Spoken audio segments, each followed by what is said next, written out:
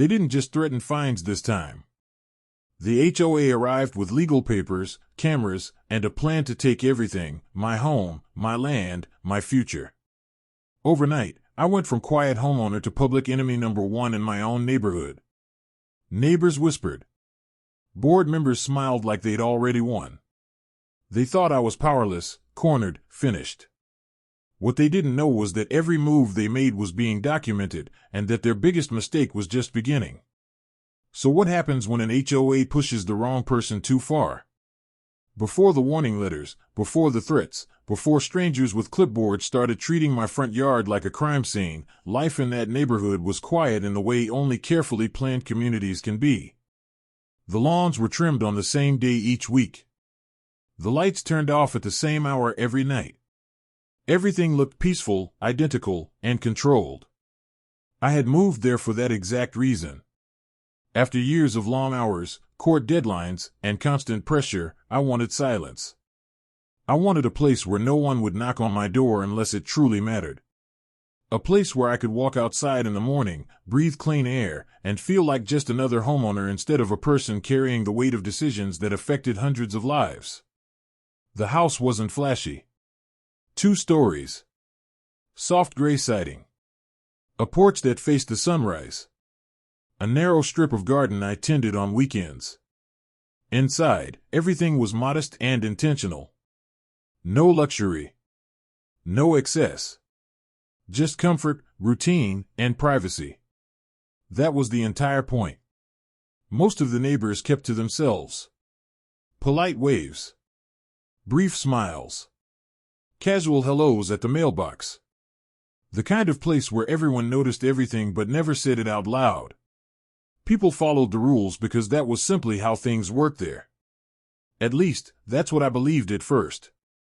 The HOA board had a reputation, even before I arrived. Nothing dramatic. Just strict. Efficient. Always visible. Their newsletters came monthly, thick with reminders about approved fence colors, grass height regulations, approved vehicle parking zones, holiday decoration limits, trash bin placement, mailbox design standards. The rules weren't shocking. Just endless. Still, I complied. Every one of them. My grass stayed trimmed within regulation height. The trash bins went out exactly when permitted and came back in before sunset. No unauthorized plants. No unapproved changes. No noise complaints. I did everything by the book, not because I feared the HOA, but because I valued peace. The first few months passed without incident. Seasons shifted. Leaves fell. Snow arrived. The neighborhood changed colors, then returned to green again. And through it all, my life stayed predictable. Until the notices started coming. The first one was minor. A small envelope.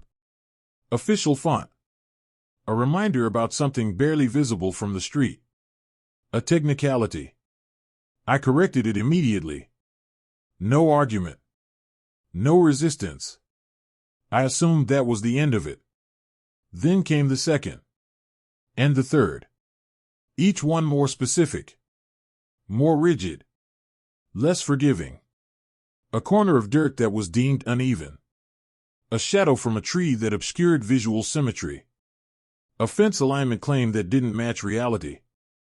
The corrections I made were always immediate, but the notices never slowed. If anything, they became faster. That's when I started noticing the pattern. The inspections didn't feel random. They felt targeted. Every time I left the house early in the morning, someone seemed to be across the street pretending to check their phone. Every time I returned from work, new photos appeared in the HOA online portal, close-ups of my property taken at precise angles. My doorbell camera caught unfamiliar cars idling just long enough to take pictures before driving off. And still, I stayed quiet. I told myself it was nothing. That the board was just being thorough. That maybe a new president or committee member was trying to prove something. That if I stayed compliant, the attention would move on. It didn't. It intensified. The tone of the letters changed. What once read like reminders began to feel like warnings. Fines appeared for violations I had already corrected. Deadlines grew shorter. Language grew sharper. The rules I had followed for months were suddenly being reinterpreted in ways that made compliance nearly impossible. Neighbors who once waved now looked away. Some avoided eye contact completely. Others watched from behind blinds. It didn't take long to realize that something had shifted in the neighborhood's social current. Quiet conversations were happening without me. Meetings were taking place behind closed doors. And somehow, my home had become the center of quiet attention I never asked for. I tried to understand why. I looked at recent HOA decisions. I reviewed policy changes. I tracked timing. I studied the board's voting records that were publicly available. Nothing stood out on the surface. No new rules that would explain the sudden focus. No disputes I could point to. No obvious conflict. Yet every week, another letter appeared. Then came the first real threat. Not an enforcement notice. Not a fine. A warning of escalated action. That was the phrase. Escalated action. It implied legal steps without naming them. It suggested consequences without specifying how severe they would be. It planted fear while revealing nothing. And for the first time, I felt the tension settle into my chest in a way it never had before. Because HOAs had power. Not symbolic power. Real power. They could place liens. They could block home sales. They could drain bank accounts slowly through fines and legal fees. They could surround a single homeowner with paperwork until compliance became exhaustion rather than agreement. And now they were pointing that machine at me. Still, I didn't react publicly. I didn't post online. I didn't confront the board. I didn't attend the meetings. I continued correcting every issue, documenting everything, obeying every demand. From the outside, it looked like quiet submission. From the inside, it was calculated patience. Because by then, something else had become clear. This wasn't about grass height. This wasn't about fences or trash bins or visual symmetry. This was about pressure. And pressure meant purpose. Someone on that board wanted something. Something more than compliance. Something tied to my property. And whatever that reason was, it hadn't fully revealed itself yet. But it was getting closer. Every letter arrived faster than the last. Every claim became harder to disprove. Every deadline became tighter. And with every passing week, the invisible line between regulation and intimidation grew thinner. By the time the certified envelope arrived, the one I had to sign for at the door, I knew the quiet phase was over. Whatever the HOA was planning next, it wasn't small. And it wasn't a mistake. Because no one escalates this hard without a destination already in mind. The day after the certified letter arrived, the neighborhood felt different. No sound had changed. The birds still moved between rooftops. Lawns were still cut in perfect lines. Cars still rolled past at the same predictable hours. But something invisible had shifted. A silent permission had been granted somewhere behind closed doors, and now the pressure no longer hid behind politeness. The next notice came within 48 hours. Not by mail. It was taped directly to my front door. Bright paper. Bold warnings. A deadline shorter than any before it. New violations stacked on top of older ones that had already been corrected. They claimed measurements that contradicted recent inspections. They cited angles of fencing that hadn't changed in years. They referenced rules that hadn't existed when I purchased the home. This time, the fine wasn't symbolic. It was enough to hurt. I paid it. Not because I agreed. Because I wanted to see what they would do next. They didn't slow down after that. They accelerated. Inspections became weekly. Sometimes twice in the same week. A different board member each time. Always with cameras. Always with printed checklists. always with detailed documentation uploaded within hours as if the entire process had already been rehearsed. And then came the visitors. Unmarked vehicles parked across the street during work hours. Contractors who never knocked but photographed foundation lines. Survey markers that appeared near my property line without warning. Measurements taken from sidewalks at odd angles. Small orange flags that weren't there one evening and appeared the next morning. When I removed one, another replaced it by nightfall. That was when I realized they weren't just watching, they were mapping. Then the fees changed category. They stopped being maintenance violations and started being labeled as administrative noncompliance. A phrase designed to sound harmless but carried far more weight in HOA bylaws. It opened doors to enforcement procedures most homeowners never experienced. The online portal began showing a balance that never reached zero no matter how quickly I paid. Late processing fees appeared even when payments posted the same day. Courtesy penalties were added without explanation. Disputes were marked resolved without ever being reviewed. The financial pressure wasn't meant to bankrupt me. It was meant to exhaust me. Neighbors began shifting in more noticeable ways. People who once waved now turned their backs. A few who used to walk their dogs past my house rerouted across the street. Curtains moved when I stepped onto the porch. Cars slowed down in ways that felt intentional. And word traveled faster than facts in a place built on quiet observation. Whatever story the HOA was telling, it was working. Then the meeting notices started. They scheduled hearings I never requested. Administrative reviews I was not allowed to attend. Votes that affected my property without input. Community decisions passed without any visible community participation. Every result landed in my inbox already finalized. By the third week, the warnings grew darker. Failure to comply may result in further enforcement actions as permitted by law. The language was vague on purpose. It allowed fear to fill in the blanks. I continued documenting everything. Every envelope. Every timestamp. Every photograph. Every upload. Every unexplained fee. Every procedural shortcut. What disturbed me most wasn't the aggression. It was the coordination. Board members rotated responsibilities with precision. Inspection times aligned with off hours. Paperwork always moved faster than normal processing cycles. Decisions passed without the delays typical of volunteer boards. This wasn't spontaneous hostility. This was organized. Then came the contractor visit that wasn't an inspection. 2 men arrived mid-morning while I was inside working. They didn't knock. They didn't ring the bell. They walked the perimeter slowly, pointing at foundation edges, power lines, utility access points. Their truck carried no business name or permit display. Just state decals and reflective tape. When I stepped onto the porch, they didn't approach me. They left. That afternoon, a new notice hit the portal. Structural compliance review scheduled. No date. No time. No consent. Just a statement. 2 days later, the fees doubled. Then came the lien warning. Not an active lien. A pre-lien notice. The step designed purely to intimidate.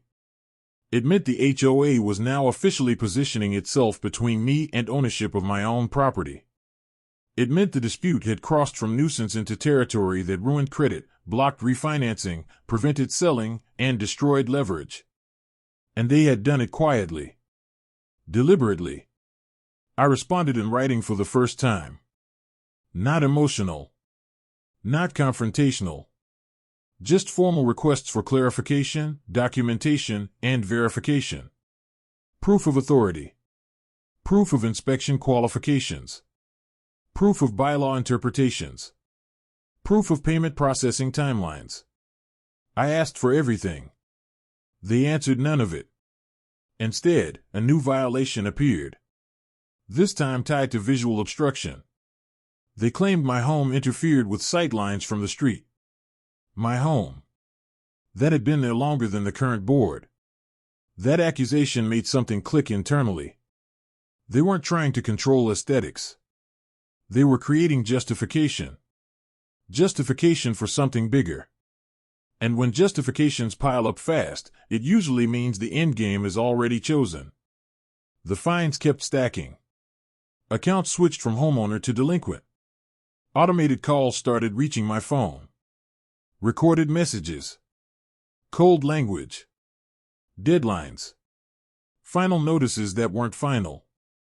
The stress crept in quietly at first. Sleep shortened. Appetite vanished. Every notification carried weight. Every unfamiliar vehicle triggered alertness. Even silence began to feel suspicious. But beneath the anxiety, something else grew stronger. Focus. Because intimidation only works when people react emotionally. And I wasn't reacting. I was studying. Then came the access attempt. Mid-afternoon. I was at home. I heard unfamiliar movement along the side of the house where no path existed.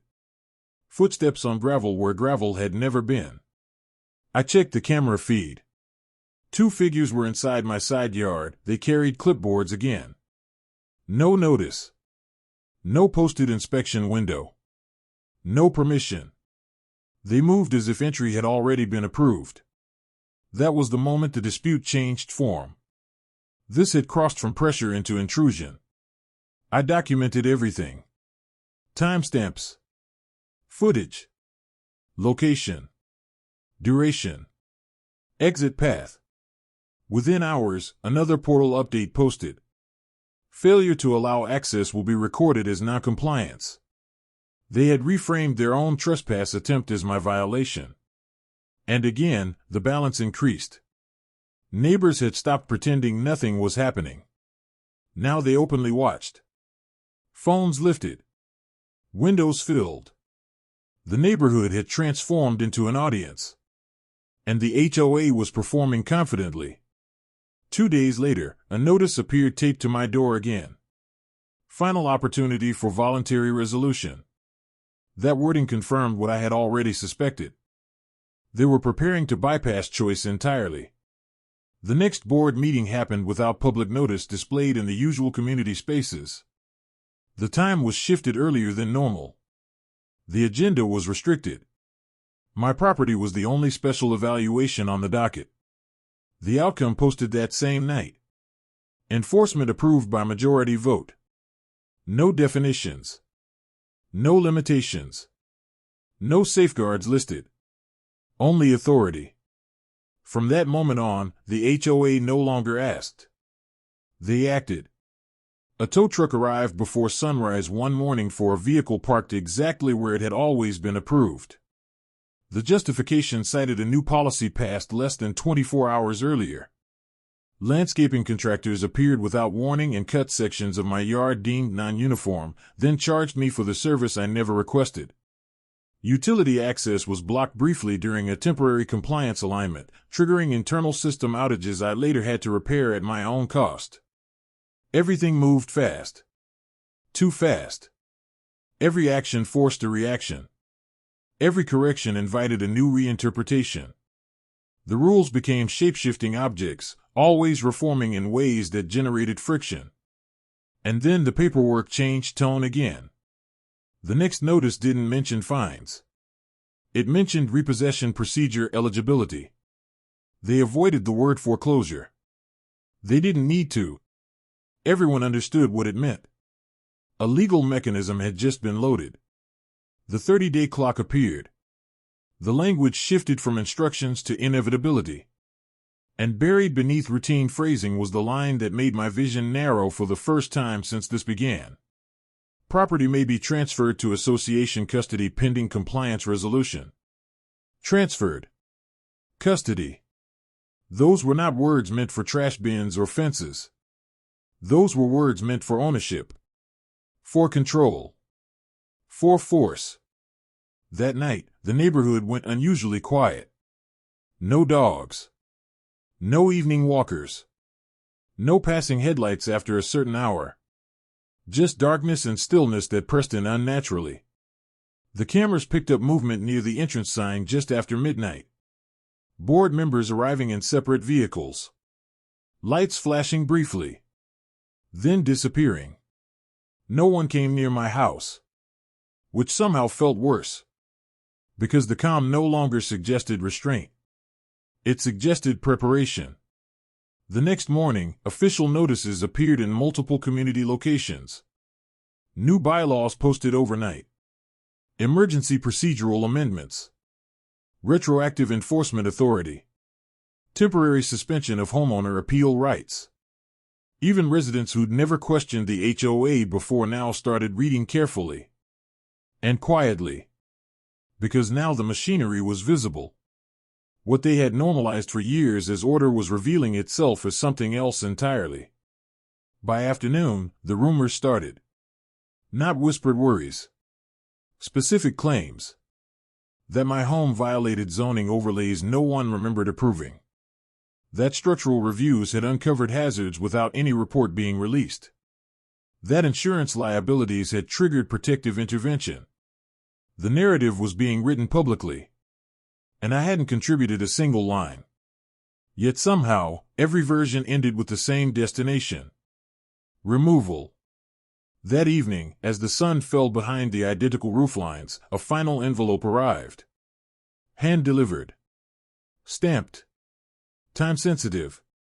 It carried the heading no homeowner ever expects to read tied to their address. Notice of seizure proceedings. The HOA had moved. Out of policy. Out of threat. Out of warning. And directly into action. What they didn't know yet, what none of them knew as signatures dried and procedures activated, was that every step they took from that moment forward was leading them somewhere they had not calculated. Somewhere irreversible. Because pressure only works when the target is truly powerless. And this time, they had chosen the wrong one. The seizure process moved faster than anything before it. Once the notice was issued, the paperwork multiplied almost hourly. Warnings turned into filing confirmations. Confirmations turned into scheduled actions. The HOA's tone no longer carried threats or conditions. It carried certainty. Their confidence wasn't personal anymore. It was institutional. Mechanical. Like a system that had already decided the outcome. The timeline compressed. 7 days to cure violations that could not physically be cured. 5 days to resolve financial balances that regenerated overnight. 3 days to prepare for transfer procedures. It was no longer about rules. It was about removal. The morning the enforcement convoy arrived, it didn't feel real. 3 vehicles appeared at the far end of the street just after sunrise. A tow truck. A flatbed. A utility SUV bearing inspection insignia that matched no known department. They moved with rehearsed spacing, stopping in exact alignment in front of my property like a choreographed operation. Neighbors gathered openly now. No more curtains. No more pretending. The entire street became a viewing gallery.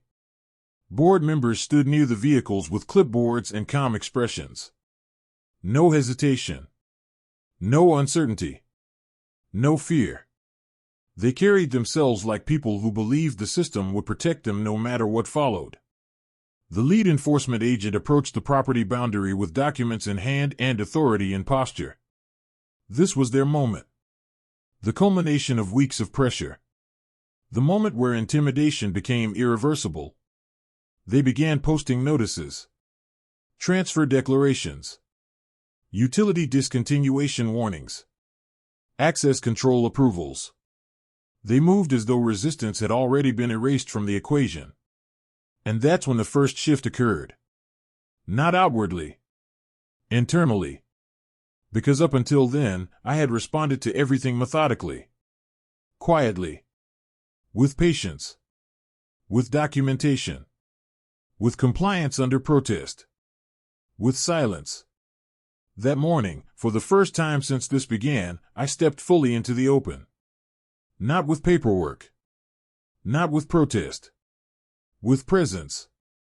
The enforcement team didn't recognize the shift immediately. They continued their sequence.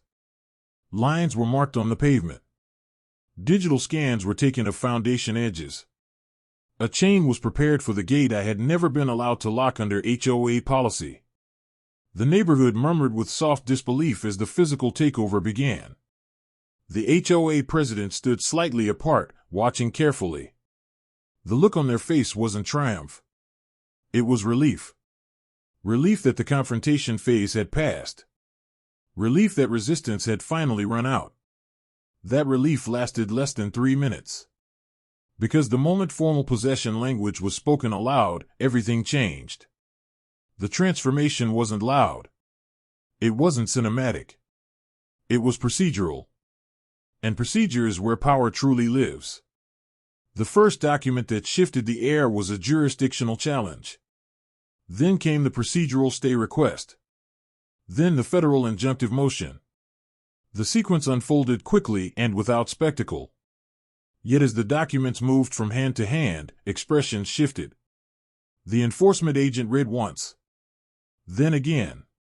Then looked toward the HOA representatives. The president's confidence tightened. Someone whispered. Phones came out.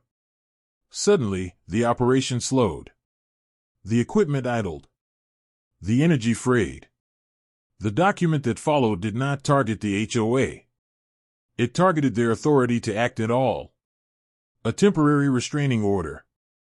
Instant effect. Immediate cessation of enforcement actions pending federal review. The word spread through the small cluster like static. Proceedings paused. Access halted. Chains lowered. Utilities remained untouched. The convoy froze mid-operation. That was the first visible crack. The second came seconds later. Because the filing wasn't signed by an attorney on my behalf. It wasn't drafted by a third party. It wasn't outsourced, delegated, or retained. It carried my name.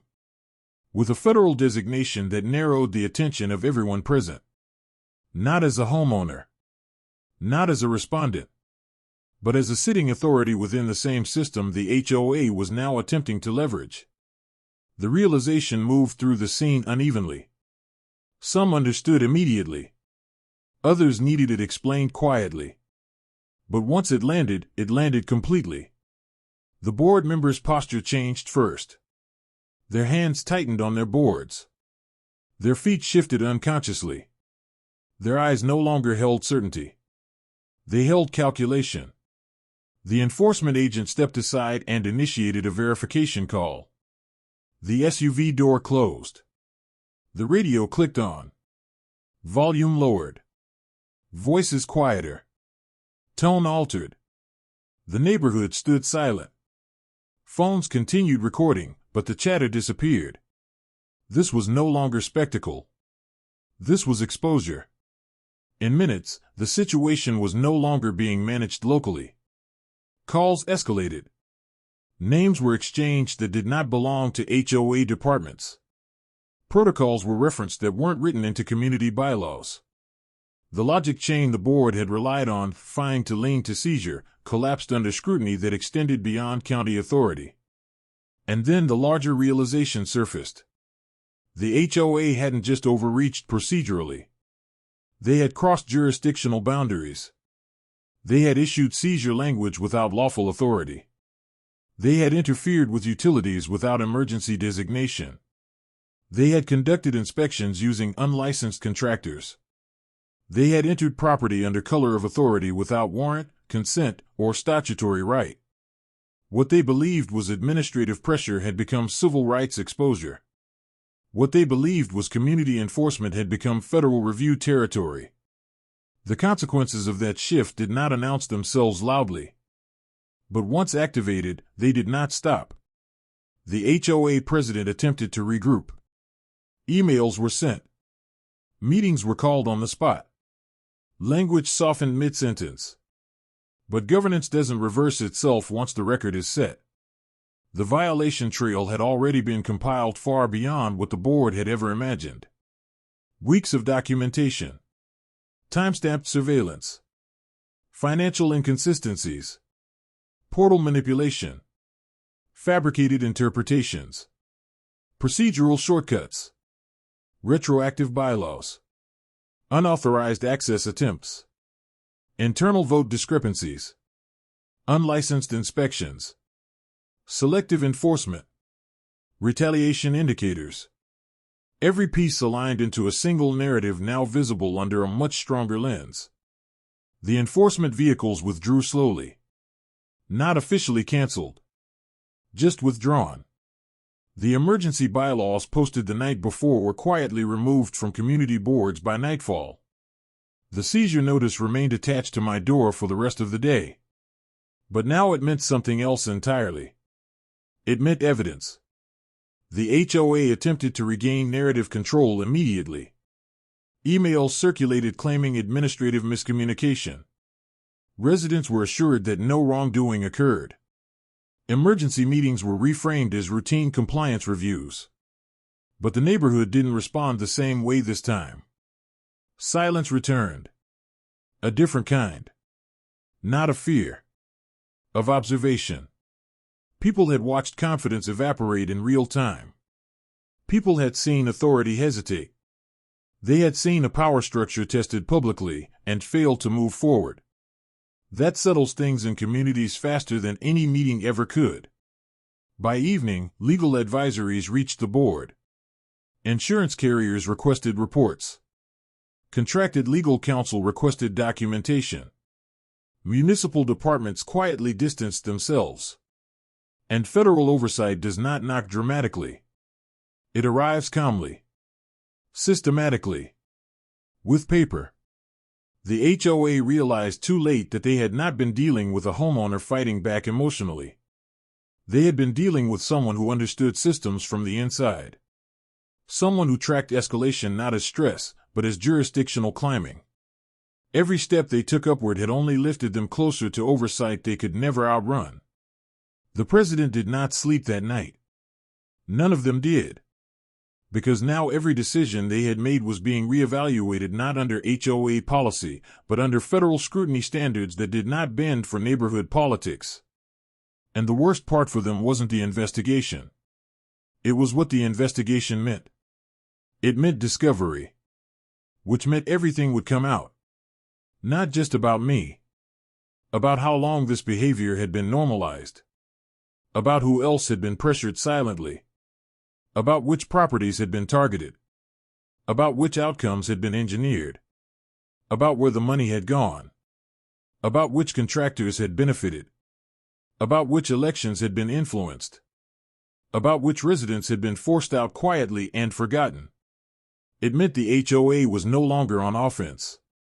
It was now under a microscope. That night, the street remained unnaturally still. Porch lights stayed on longer than usual. Windows glowed. No one came outside. Everyone waited. Because once a system is caught mid-movement under federal restraint, it never resumes the same way again. And somewhere behind closed doors, the HOA realized that the property they tried to seize had become the very reason their own structure would soon be seized apart. The board had aimed to remove one homeowner quietly. Instead, they had triggered a process that does not stop at resignation letters, or fines, or title transfers. It stops only when the truth is completely extracted.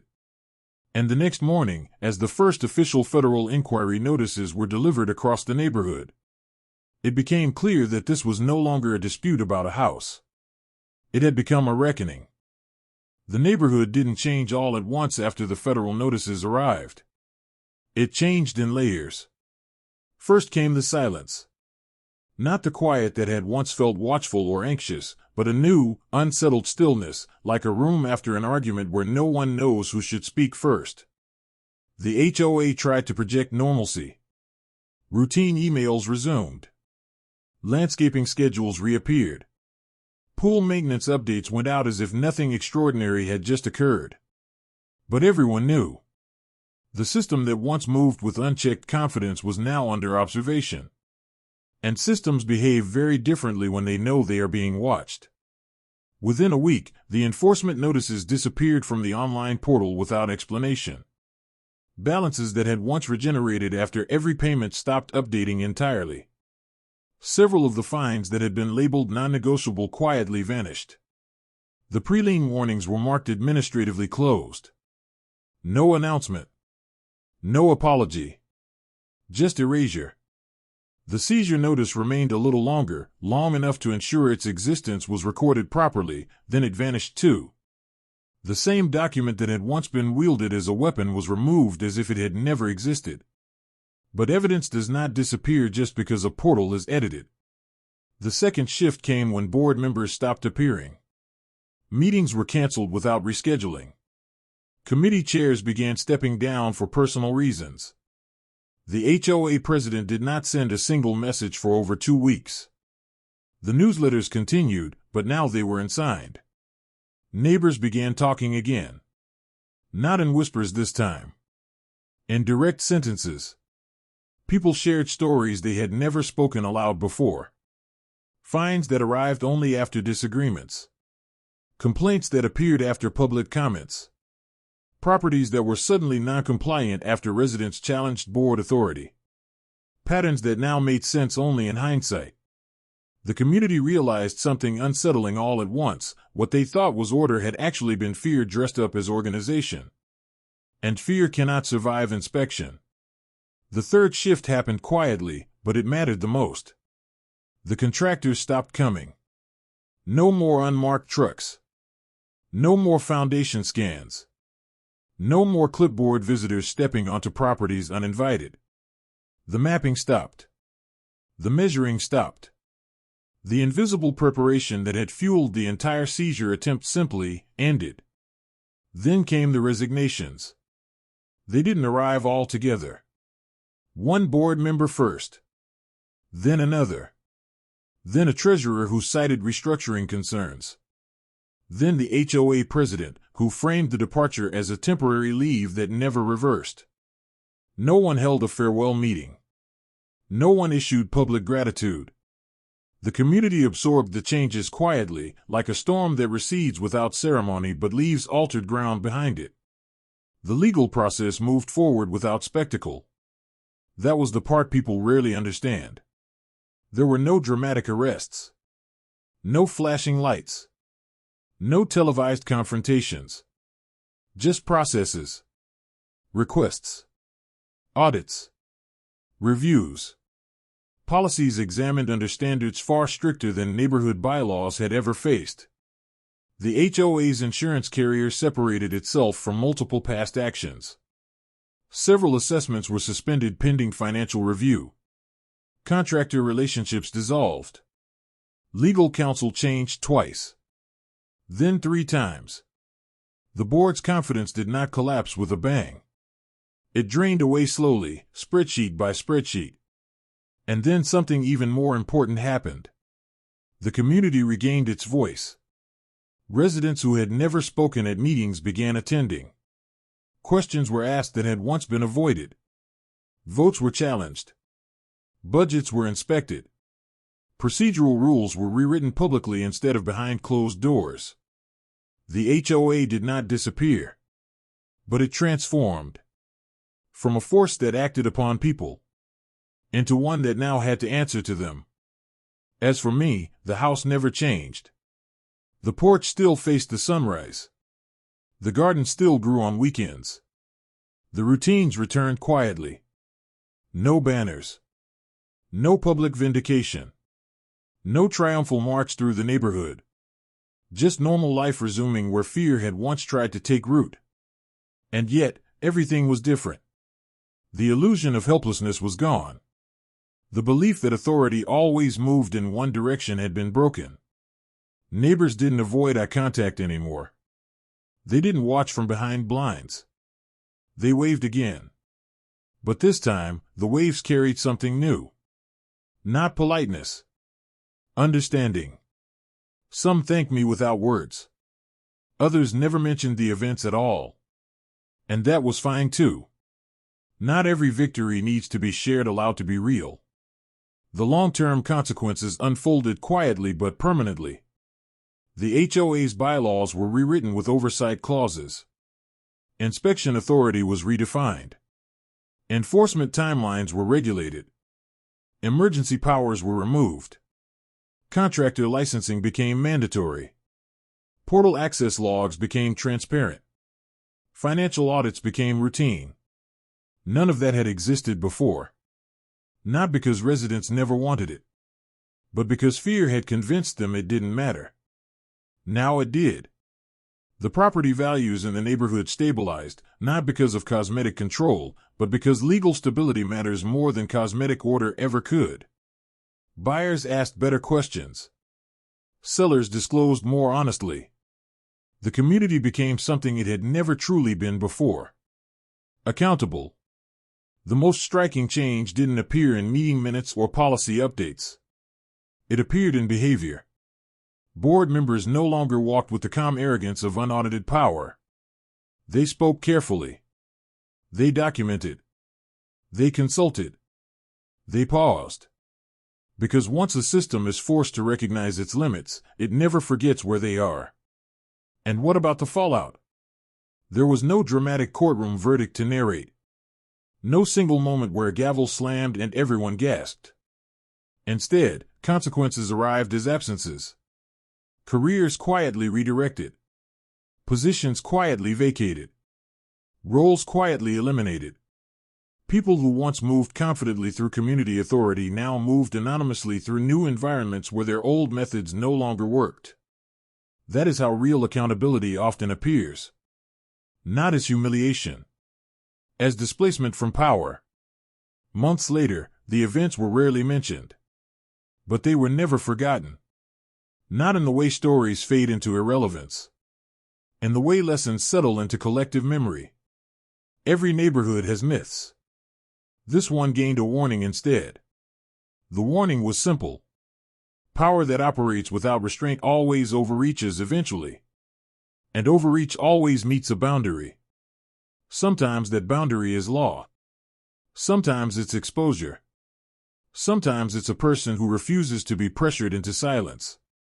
The HOAs that thrive are not the ones that punish fastest. They are the ones that never forget who they are meant to serve. And what happened here became a quiet reference point for everything that followed. Anytime enforcement grew aggressive. Anytime rules were interpreted too creatively.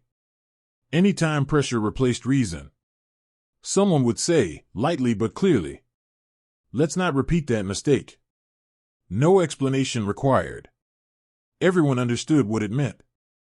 As for the house that they tried to take, it remained exactly what it had always been. Not a symbol. Not a trophy. Not a headline. Just a place where someone wanted to live in peace. And that, in the end, was the real victory. Not defeating the HOA. Not exposing the system. Not forcing resignations. But proving, undeniably, that intimidation only survives when people believe they are alone. Once that belief breaks, everything else follows. Because authority does not collapse when it is challenged with anger. It collapses when it is confronted with clarity. And clarity always travels faster than fear once people are ready to see. The neighborhood learned that. The board learned that. And anyone who watched from a distance learned it too.